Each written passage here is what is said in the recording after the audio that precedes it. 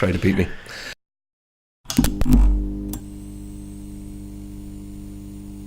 Hi everybody, welcome to Hear Us Out. I'm Patrick. And I'm Paul. And this time we're talking about the age-old question of what's better, computer generated or real? So CG versus actual practical effects and practical graphics. So Paul, I have never told you how I feel about this. No, you haven't. But I have a sneaking suspicion I know how you feel about it. And it's probably the same way as I do. It's fine either way as long as it's done well and appropriately at the right time. Oh, that's not exactly anywhere. Oh, good. So you've actually... Because I don't have a dog in this fight as far as I think everything should be... You know, all characters should be real. I'm fine with digital effects. I'm fine with digital enhancement. I think the sweet spot... And funny, here's a little bit of trivia. The first ever film to use After Effects was Jurassic Park. After Effects pretty much has come about because of Jurassic Park. And I think it was a great example of where you can mix the real. So get your latex, get your paints, get your arts and crafts people who are unbelievable and add digital overlays and help in that way. So enhance what is already there. Mm-hmm. I think that was the best way. That was when CG for me was at its best. You can generate to enhance. Mm-hmm. Sometimes you have to generate to replace. Like think of Terminator 2. That's some pretty epic for the time computer generated character work. Yeah. When you have the T-1000 do that whole liquid arm thing, you're like, wow, that's cool. But yet, having said that, there's an awful lot to be said for having the actual exoskeleton Terminator robot walking around. Yeah, like by the look in Paul's face, I've just worked out he wants it to be real. As in, I prefer practical graphics. Like, I know that CGI has its place and stuff like that, so you can enhance things, but like, if CGI goes like full pelt, you end up films with like Phantom Menace and stuff like that. It's the poster child for a bad idea. But it's not even that, it's just... Well, yeah, it is the poster child for bad decisions in CGI. It's more that if it helps the actors kind of having like the items there, or you know something there. Like as I said, CGI has its place. Like I couldn't see you doing Inception in practical graphics. You're not going to bend a city. I get that. So like I understand the place of CGI. It's just if you have the choice of I can build this practically or I can just get it CGI'd, I would go, well, if you can do that, I would say practical. Couldn't agree more. And I think the great examples of that, like here's a couple of great examples for me of people who went, you know what, we could use computers, but I think we'll actually get the latex bucket and start mixing this stuff together. Mm-hmm. I think Fifth Element is a perfect example of a good mix. That's a really good one. I think in a lot of ways, Hitchhiker's Guide, I think the feel that they got by having so much of their set design be real, it gave it that nice kind of good old Douglas Adams would approve feel to it, which was great. And then you've got the other end of things, which we have talked about Phantom Menace, but I can think of one worse decision when it comes to computer generation. Ryan Reynolds mentions it now and again. You know what you can do if you want to put on a suit of any sort of superhero nature? You can put on an actual suit instead of doing what they did, which was trying to digitally create everything. They had like 50 other options. Yeah, well, no, like I do agree. Terrible. I do agree with that. Yeah, the uniform for Green Lantern, you could have him wear a suit and then enhance it with CGI. You know. But, like they messed up bad. But like, yeah, I just have this whole thing where like it seems to enhance for me the actors, like acting. It gives them something to react to. Yeah, like we've talked to like, or you can see a lot of kind of like, you know, behind the scenes documentary stuff on like, you know, films where there's a lot of CGI and they're just like, I don't even know what the fuck I was talking to until I saw the movie. Yeah, which can't be good for the acting process. It can't. Because you could be talking to something that's meant to be. It's just like, yeah, no, by the way, you're meant to be scared, slightly like intimidated, and it's just like, well, what am I being intimidated? Is it essentially that this thing is a giant reptile with sharp teeth, or is it just because it's big? It does take away something that you cannot give back, which is the ability to actually react to something small. So if two actors are looking at each other in a scene, working together, and one of them gives a certain reading, not just vocally, but with their their physical presence.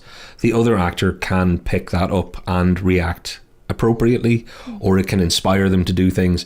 That is completely gone with digital recreated characters, because a golf ball and a stick or a tennis ball and a stick doesn't have that. Yeah. Having said that, you can have that drawback just as much with a physical, a rubber suit, because the actual animatronics and the rest may not be able to give subtlety, but at the very least, they're seeing the same thing that the viewer will see.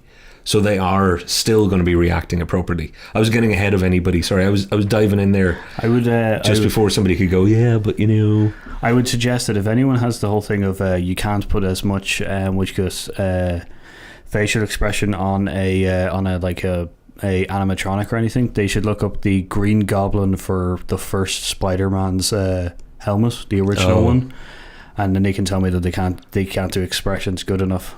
But look, even back in the day, at what point did you think Jabba the Hutt was not Jabba the Hutt? When you were a kid, you watched that, and there was 3-4 guys manning Jabba the Hutt. There was one tail guy, which is an awesome job. It's like, tell me about what you did, Dad. Yeah. It's like, I was the tail guy once. I was the one who was just like, wiggle. Do I wiggle now? Wiggle. Yeah. So.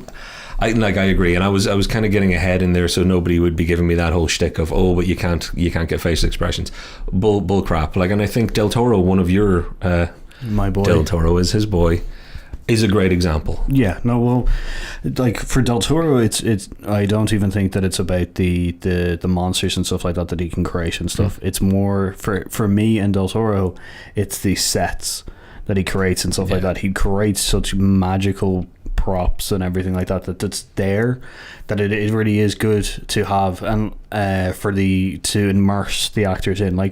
Pacific Rim, although many people say it's not a great film, it's from a set design and practical it's incredible. And the fact is that you have constant.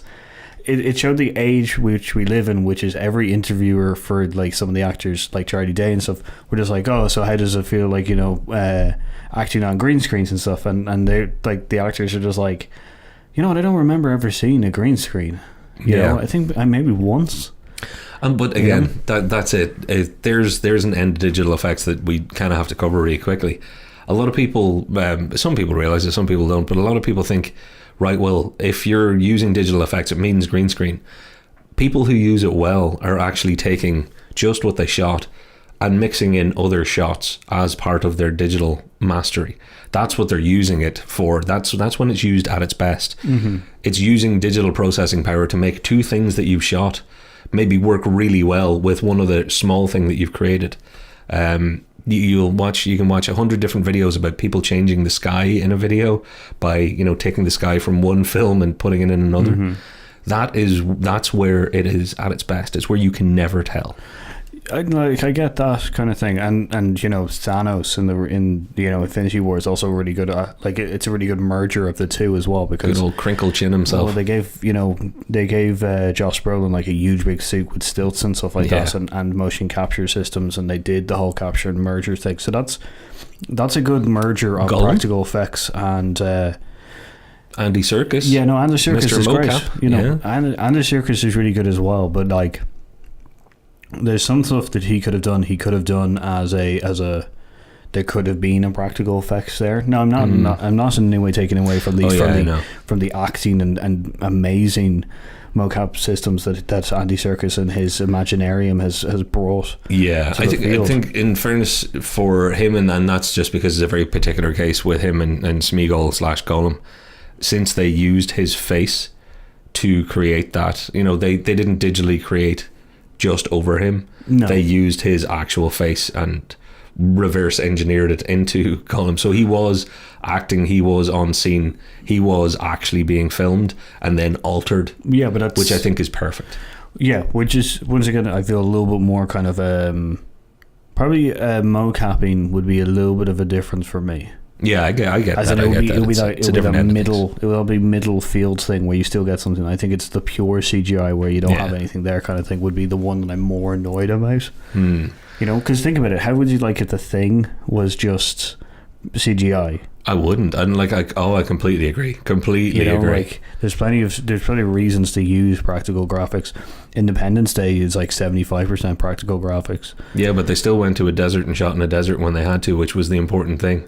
Which is, and that's why I take your point. Go to the location, set up the camera, shoot the camera. Don't just green screen everything around you. It's not even that. It's also there's a large percentage of like the cities and stuff like that. Cars, the cities that are exploded, the planes. Like there's loads of miniatures and stuff like that. Oh yeah. Those, so do you know one of the weird things about miniatures? It's not just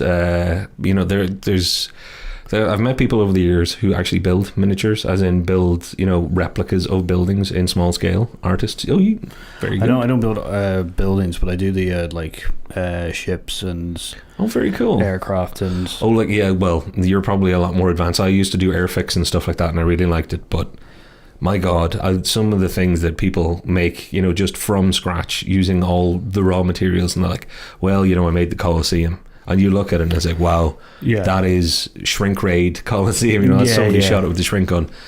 I think there is one of those things. That's a great argument for why CG isn't needed. If you can have somebody do that, don't bother CGing. Shoot and use miniatures. Shoot and use. If you can't go to the Colosseum, or you can't blow up the Colosseum, or you can't do whatever, use the age-old tried and tested methods in films where you can take physical things and then use movie magic to make them work for you. Yeah. I think people are getting a bit lazy because at home on your PC you can fire the Colosseum into the background of any scene you want now, and it's a bit like I get your point in that kind of sense, but like enhancing miniature scenes with CGI is still that middle, once again, that middle ground. Exactly. I think that I'm really I'm happy to have. Well, it's just pure CGI that is done for no reason. Yeah. As in, like, it can be done through practical graphics. If the only reason is money, then I'm like, I understand where you're coming from because you're a business, but you're taking away essentially an aspect of a film that could be really fucking good. Yeah, nobody is picking on an independent filmmaker here either. We're talking people who could but don't, because they're like, we want to spend more on our whatever budget. Let's just, I want to throw one last thing out, and that is Ray Harryhausen, the genius man behind what I consider, there's nothing computer generated. He was Jason and the Argonauts, all that good stuff. I'm trying to think of the Golden Fleece. What else did he do? He did Sinbad. He did a lot of the Sinbad films where things would come to life and interact with actors. The stop motion shot at scale and laid in so that people are fighting that famous skeleton fight scene, which is just amazing. I think that one, like one of the top, like BBC does the top top 50 or top 100 list of TV moments. Oh wow. And I think, or movie moments or something, and I think it won like one of the top moments. I think it was in the top 5 or something of one of those. Well, I was about to say I'm a Harryhausen geek, yet I spaced out on all the names of his movies. Have them all, seen them all, watched them all the time, and I'm just very bad at coming out with names under pressure sometimes.